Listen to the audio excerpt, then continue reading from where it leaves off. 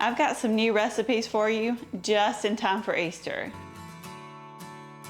And y'all know I got a sweet tooth, and I find all these delicious looking recipes, and I just gotta try them out. Hey y'all, I'm Valerie, and welcome to my kitchen. In today's video, I'm sharing 5 Easter dessert recipes that I know y'all are gonna love. Okay y'all, let's get started.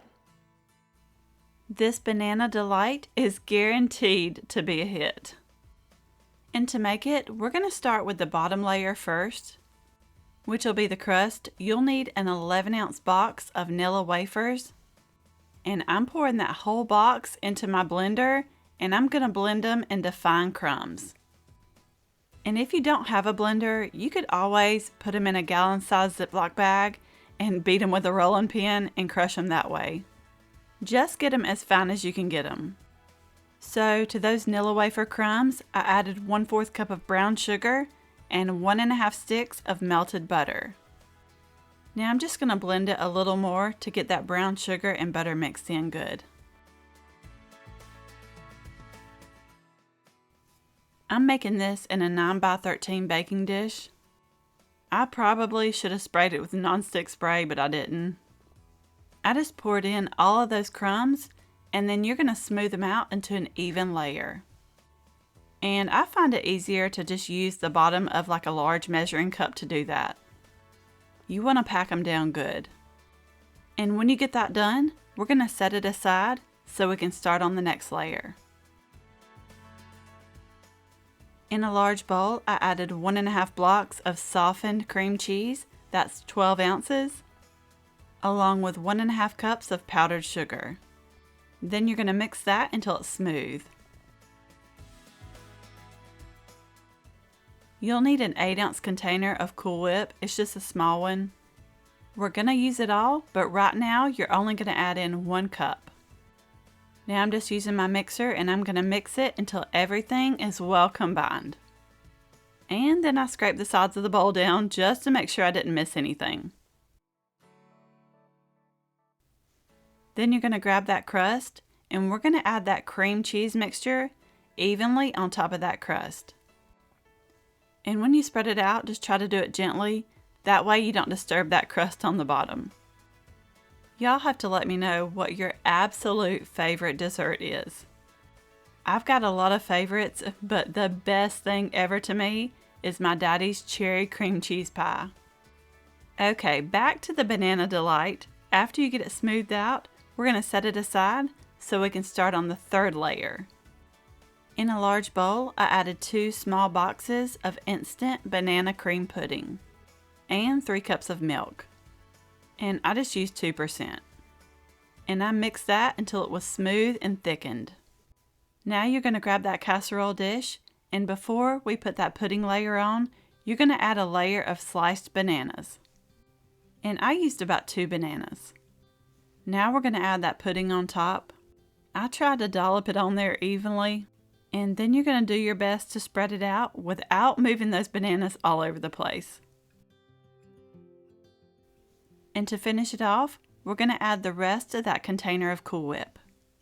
And I thought this was just enough, but if you want a little more Cool Whip, you can just add some more. But this was plenty enough to cover everything. And for the topping or for decoration, you can add on crushed vanilla wafers, but I just added some whole vanilla wafers. I should have crushed them though, because that would have been a lot easier. Now this goes into the refrigerator to chill for about 6 hours or overnight, and then it's ready to serve. And to serve mine, I just drizzled over some caramel sauce, and y'all, that just took this banana delight to the next level. So if you love caramel, you're going to have to try that. And that crust on the bottom was really thick. That is my favorite part. And if you're not a fan of bananas, you can leave the bananas out and trade out the banana cream pudding for vanilla. Either way, I think you are going to love this. These Easter Blondies are a new favorite. I'm going to mix the dry ingredients together first. So in a large bowl, I added 2 1/4 cup of all-purpose flour. Then you're going to add half a teaspoon of baking powder, and I always sift my baking powder. And you're also going to add in 2 teaspoons of cornstarch. You see all the little clumps left over? That's what you don't want. Oh, and I added a teaspoon of salt. Then you're going to whisk it and set it aside. In a medium-sized bowl, I'm adding in some sugar. You're going to do 1 1/4 cup of brown sugar and half a cup of granulated sugar, along with 2 sticks of melted butter. Now you're just going to give that a good whisk and get it all mixed together really good. Now we're going to add in 2 eggs plus 1 egg yolk, followed by 2 teaspoons of vanilla extract. Then you're going to give this another really good whisk. Now we're going to start adding those dry ingredients in, and I tried to do this a little at a time. I poured way too much to start with though, but it worked out just fine. I got it all stirred together, and then I added the rest of that flour. And then you're just going to mix this until just combined. You don't want to overmix it though. Now I'm adding in 1 cup of white chocolate chips and about a half a cup of the Easter M&Ms. Or you can do a total of 1.5 cups of whatever you want. Oh, and I also added about 1/4 cup of Easter sprinkles. Then you're just going to fold all that in until it's combined. By the way, if you're new, I always have the recipes either linked or typed out in my description box below. I'm making this in a 9x13 pan. I did grease it a little bit, and I lined it with parchment paper. That way I can lift the bars out when they're done. And I just poured in that cookie dough and I spread it out into an even layer. It took a little bit of working with it, but I got it. Now you can leave it just like this, but I wanted to add a little more extra of those Easter M&Ms to the top. And I added a few more sprinkles. The kids love the sprinkles, and they just made these bars look even cuter. Now this is going into the oven to bake at 350 for 25 to 30 minutes. The edges will start to get golden brown, and a toothpick inserted in the edges will come out clean, but if you insert it in the center, it'll come out with a few fudgy crumbs, and that's okay. These Blondies were absolutely delicious. They were dense and chewy. Oh, and if you wanted to switch out some of those chocolate chips for pecans or walnuts, you can. And if you want to leave out the add-ins altogether, you can do that too. I mean, these would also be good with like semi-sweet chocolate chips or milk chocolate chips or even butterscotch chips. And if you're making them for a different holiday, you can switch out the colors to go with any holiday you want.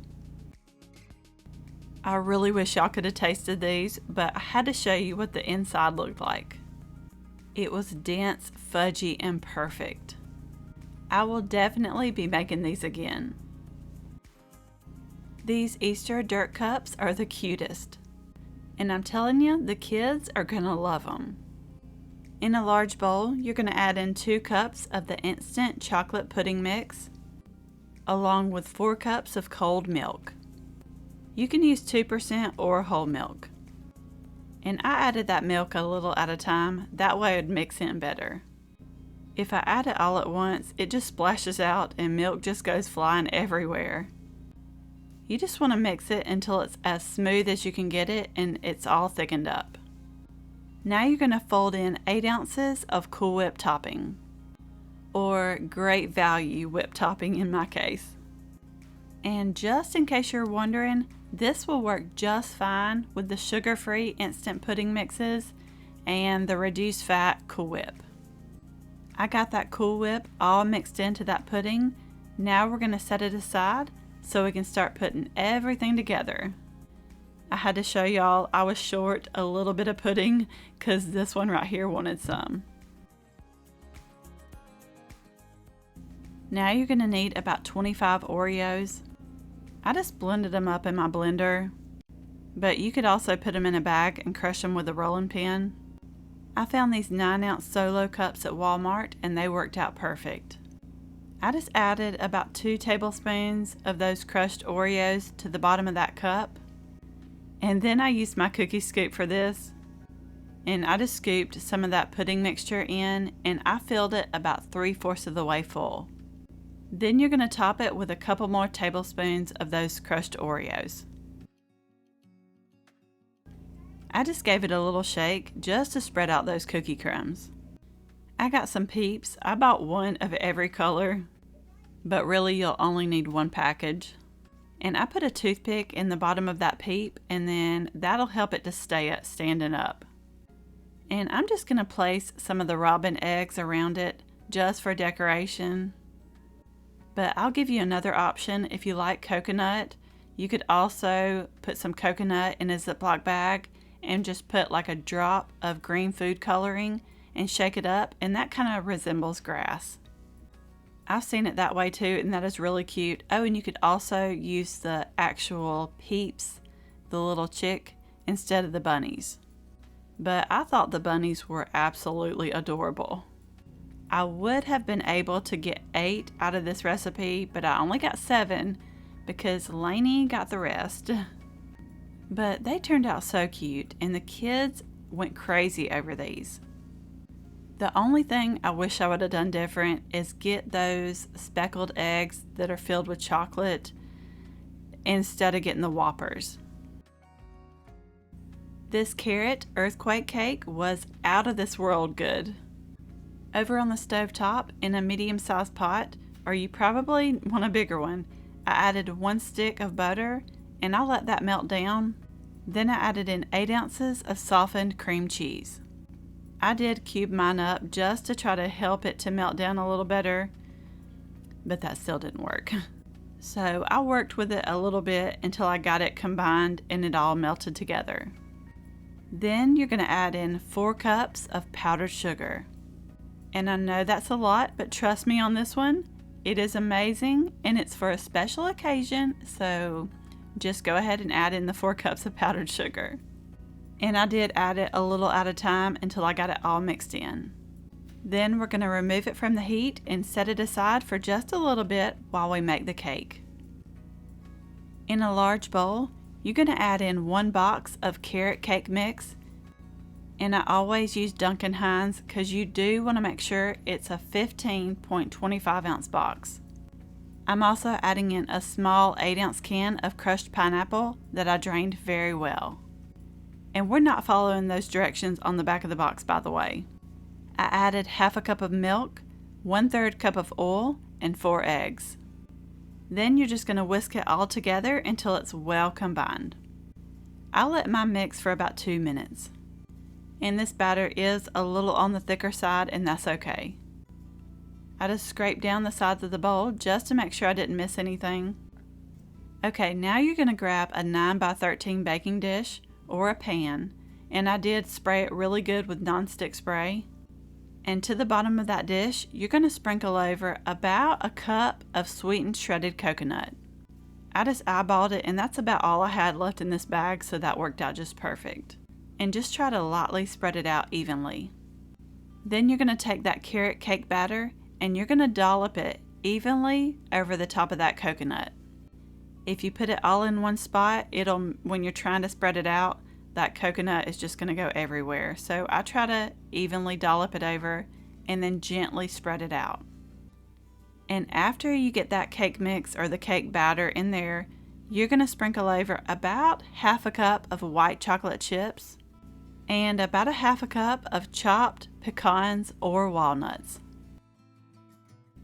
And now you're going to grab that butter, cream cheese, powdered sugar mixture that we made up just a little bit ago and pour evenly over the top.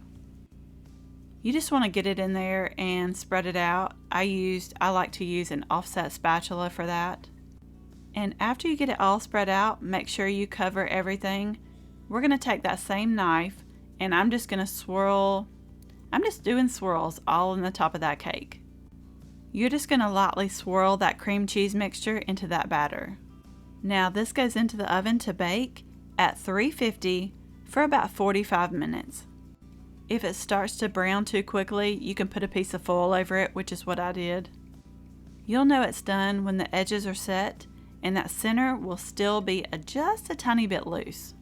Now, if you try to eat this right away, it is absolutely delicious, but it will be falling apart. So I had me another piece a few hours later when it was completely cooled and it set up really good. This was amazing, and I sent some to my daddy and he absolutely loved it. We love carrot cake anyway, but with the pineapple and the coconut and the pecans and the white chocolate chips and that cream cheese layer on top, this was a 10 out of 10.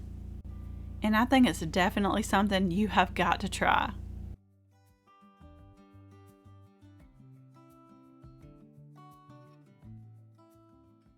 These Easter cake mix cookies are super easy to make. I'm starting out in a large bowl. I'm adding in one 15.25 ounce box of the classic white cake mix, or you could even do the French vanilla.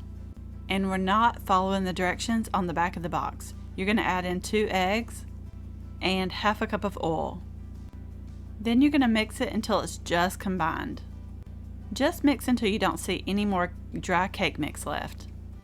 Now I'm adding in 1 cup of white chocolate chips, but you could also do semi-sweet or milk chocolate. And I'm also adding 1 cup of the Easter M&Ms. And 1/4 cup of sprinkles, any kind you want here.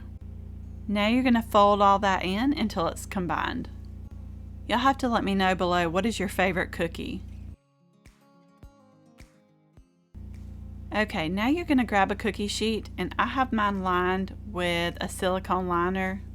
And I'm using a cookie scoop. It's a 1.5 tablespoon size cookie scoop. And I'm just scooping that cookie dough and placing it on the baking sheet. Then I added a few more M&Ms to the top of each cookie. And this was probably not the brightest idea, but I sprinkled on some sprinkles on top. They went everywhere though. Now these go into the oven to bake at 350 for 9 to 12 minutes. And you do not want to overbake these. Just watch them really closely. Just around the bottom edges will start to get golden brown. Just like these here, and they were perfect.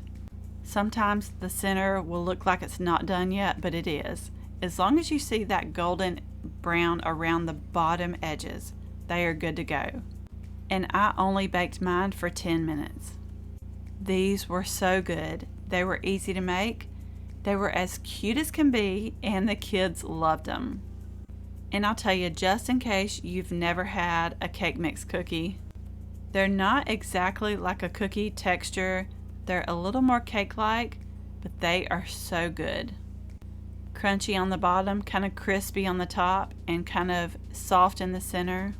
And I know y'all like to see me break one in half, so here it is.